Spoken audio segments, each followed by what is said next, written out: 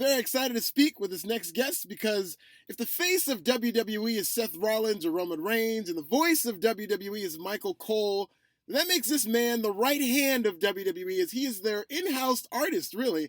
He's painted countless pictures of famed wrestlers, both past and present, which you can find on the popular YouTube show Canvas to Canvas.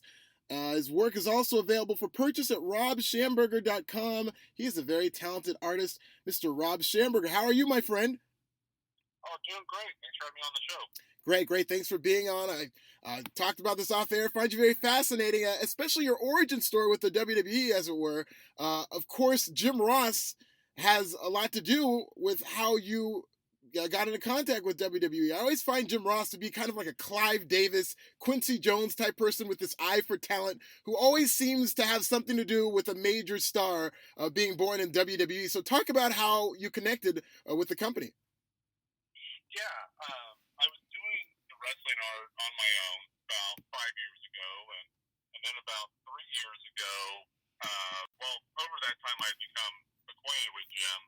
We had met at the National Wrestling Hall of Fame Museum in Waterloo, Iowa, and just stayed in touch. And then WWE was coming through Kansas City, where I live, for SmackDown, and I thought this would be a great opportunity to do a gallery show as a fundraiser for the Make-A-Wish, and reached out to Jim to see if he could pass my information along to the company. He was still working there at the time, to see if we could get help get the word out about the show.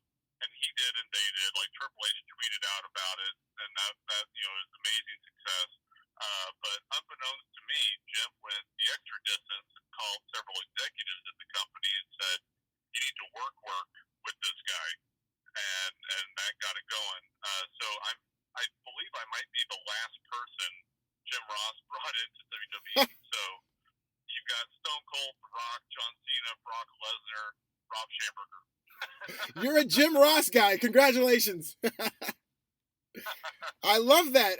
What I really like about Canvas to Canvas is that when you're drawing these pictures of superstars and divas, you're taking the time to explain why you're using certain materials, to explain what it is about that specific person that made you draw them the way you did, which I think is brilliant. So my question to you, do you feel like you have to know the wrestler, you personally, do you feel like you have to know what makes these people tick? Or can you just look at a wrestler and say, "Oh, I want to draw him. I'm just going to draw them, free-handedly"?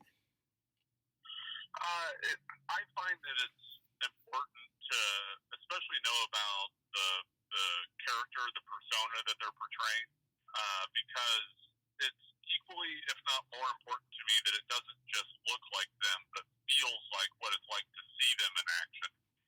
So I try to really go out of my way to get that across, and I think that's one of the things that's really made my work connect with so many people.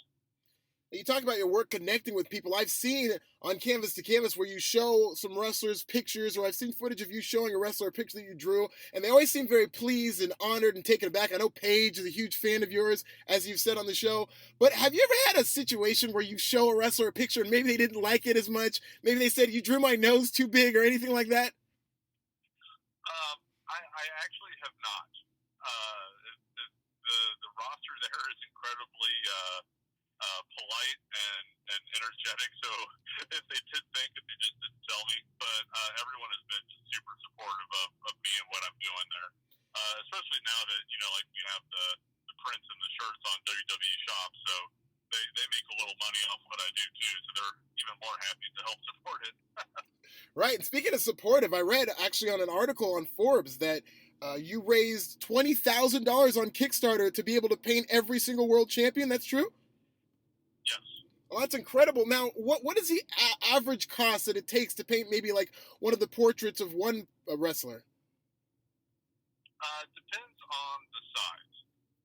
So it can range from $100 for like a 9x12 ink and watercolor to like I had a piece that was valued at $20,000 that was done for the National Wrestling Hall of Fame Museum.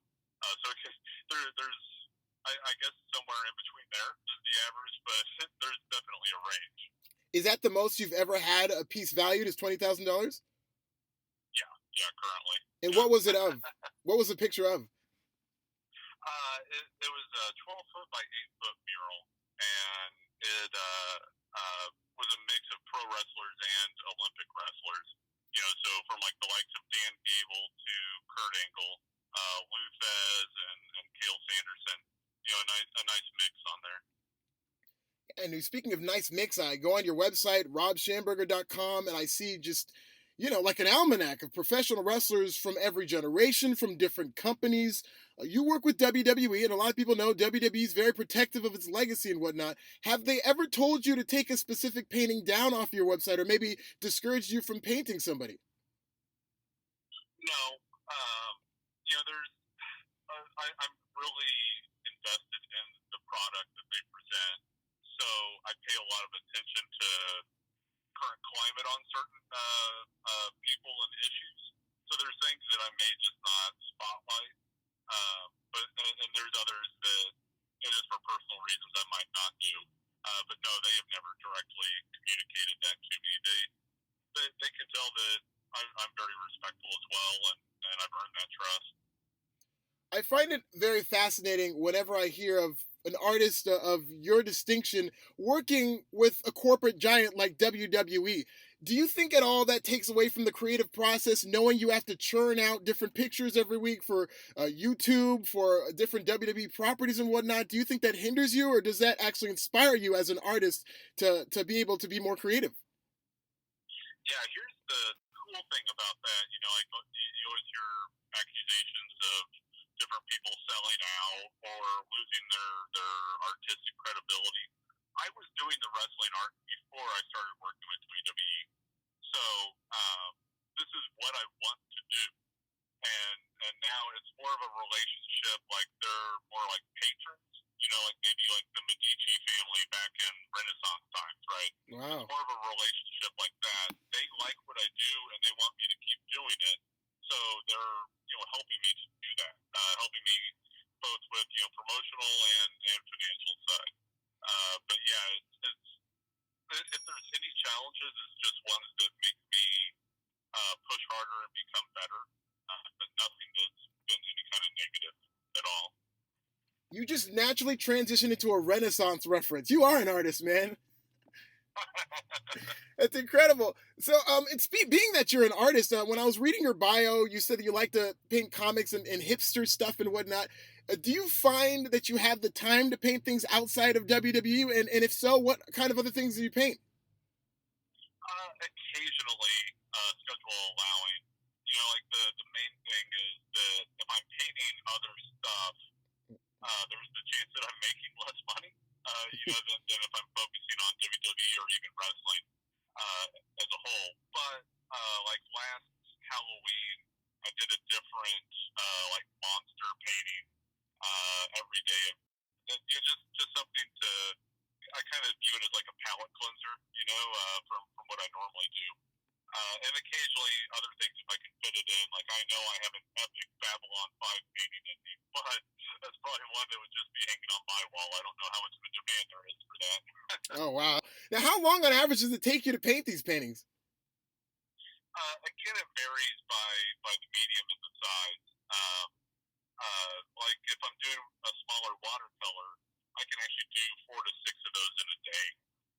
Because I just have it set up so that while one's drying, I'm working on the next one. If it's a bigger, more complex piece, like there was a 30 years of WrestleMania piece that I did for WWE that's hanging up in their headquarters, and that one took a month because Wow. of the importance of it and just the complexity. Because it was 7 feet by 5 feet, and it had something like 40 different figures in it. It took a while. Now, we have to talk about your cat, because if you're sitting in there painting, I'm sure the secret to you just keep going is that your cat keeps you company. What's the story behind that? Because I don't know if it's he or she, but the cat appears in every single Canvas video. So what's the story? She's my baby girl. She's 17 now. Pretty much got her when I moved out. Her name is Monkey. She's cross-eyed. She's pretty amazing. I keep her in the studio with me now. Like my old studio, my studio mates had dogs, so it didn't work out. But with my current studio, I'm the only one there, and it's actually in the same building that I live in. So I just bring her with me every day, and yeah, she's my muse. I've got a little footstool that I call her pedestal. She hangs out there with me. Just kind of keeps me sane too. Like every now and then, like I'll be working too hard, and she'll nose up against me, and that allows me to breathe for a little bit. Yeah, that was gonna be my follow-up question, is that if you somehow forgot your cat, or if you were unable to have your cat in the room, do you think that would throw you off, and would you be unable to paint in that scenario? It is a definite different vibe. Occasionally, I don't bring her down with me, and I'll keep like looking over trying to find her. And also, like I'm sure, like if I didn't have her her weekly cameo in the Canvas to Canvas videos, that there might be an uproar amongst the WWE universe. Also, I'm wondering if Vince McMahon is aware that I've turned his whole legacy into a delivery system for cat videos. Hey, that's very smart, because cats are super over on YouTube, man. You know exactly what you're doing. Yeah, it's very calculated. That's awesome. Now, you're going to be at WrestleMania Access this weekend, I understand. What are you going to be doing there? Yeah, this will be my third year there. I'm actually one of the very few people that debuted at WrestleMania. WrestleMania 30 was my first public appearance with the company. But yeah, I'll be at Access starting Thursday, and then through Sunday, I'll be painting live there. I'm doing the championship main event, so Triple H versus Roman Reigns. I've got really cool plans for this painting, and it's always fun to paint live right in front of people so that they can see all the work that goes into what I do. We'll also have over 50 original paintings there that are available for purchase. They're all framed and they're matted, and the mats are signed by the superstars and divas themselves. So they're an amazing addition to anyone's collection. And we'll have 24 different prints there, many of them debuting at the show. And that's always fun too, especially people that are going in for like signings at Access. Those are cool to get signed by their favorite entertainers. And yeah, it's just a fun time. Where I'm set up is right outside of the Superstore at Access at the K. Bailey Hutchinson Convention Center. So people don't even need a ticket to Access to come see me. Anyone can come by that wants to see how the art's made. Now, you're going to be drawing Triple H versus Roman Reigns. Are you worried that fans are going to be booing the whole time you're drawing Roman Reigns? Here's the thing on that. One, Triple H always brings it at WrestleMania, right? Like right, everyone yeah. knows that. But with Roman Reigns, it's interesting. Like if you just listen to the male reaction during the shows, or if you get online, you would think that Roman is just utterly despised by the whole community. But like with Canvas to Canvas, my most watched video is by far is Roman Reigns. I'll get like 150,000 to a 250,000 views a week. His had 350,000. By and far, like heads and shoulders above everyone else. And with my shirt sales, he's consistently my best seller. So I might have some guys coming by booing, but I'm sure I'll have several women and children that are loving what I'm doing. I'm so glad you said that, Rob, because I'm pro Roman Reigns, and I've been saying, I feel like I'm alone in this fight against a lot of fans, but I've been saying that you can't take that male reaction and decide that Roman Reigns is a failure or whatnot. And I mean, you just basically captured that with, statistics and t-shirt sales. So I love that. And it's very encouraging to hear. Yeah. Probably the closest comparison is that he's getting the John Cena reaction. And exactly. Familiar with like merchandise sales and ticket sales of John Cena knows that that's a-okay. Exactly, 100%. Now, we talked about the fans heckling. Is that something that you deal with? Have you ever been heckled by fans as you're drawing, when they're, maybe yelling something at you, and are you able to tune that out? I haven't had any hecklers yet. I'm sure someday that'll happen. I'll have a couple people maybe just don't know a lot about art, so they might say some things that at first might rankle me, but then I have to calm down and make sure that just it's a learning opportunity.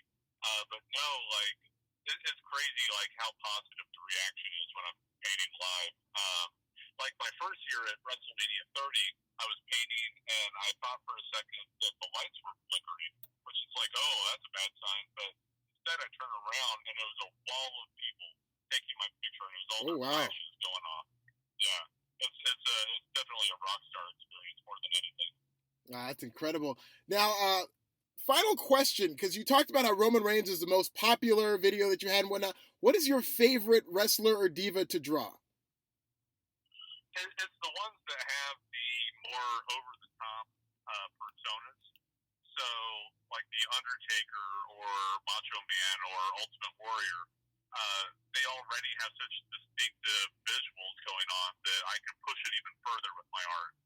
And then also, I really any of the women, I really enjoy portraying them because it's a whole different vibe to any of the male talent. Especially like recent ones like the new Four Horsewomen. I'm really having a blast painting them. Like my recent one with Bailey, I was able to do like an Art Nouveau Alphonse Mucha approach, which no one had thought of, and really well received by everyone. And also Paige, with her dark visuals, I'm able to do a lot with that as well. He is Rob Schamberger, WWE artist. Catch him during WrestleMania Access, the Kay Bailey Hutchinson Convention Center in Dallas, Texas. I look forward to seeing your work, my friend, and hopefully we'll have a run-in Texas, and thank you so much for taking the time. Anything else you'd like to promote? Well, also, if anyone's in Las Vegas the following week, I'll be there for the Cauliflower Alley convention reunion that they do, and I'll be painting Nick Bockwinkel there. And their final banquet night, will live auction that off, and all the funds will go to their benevolent fund, which helps out wrestlers that have fallen on hard times. It's a great way for me to meaningfully give back to all these people that made it so that I have a career. That's incredible. That's another thing that I really admire about you, Rob, is that you seem to be a very charitable guy. A lot of your work is dedicated to charitable efforts. So just keep fighting the good fight, and I'll keep enjoying your work. Oh, man, thank you. Thanks so much for having me on. Anytime.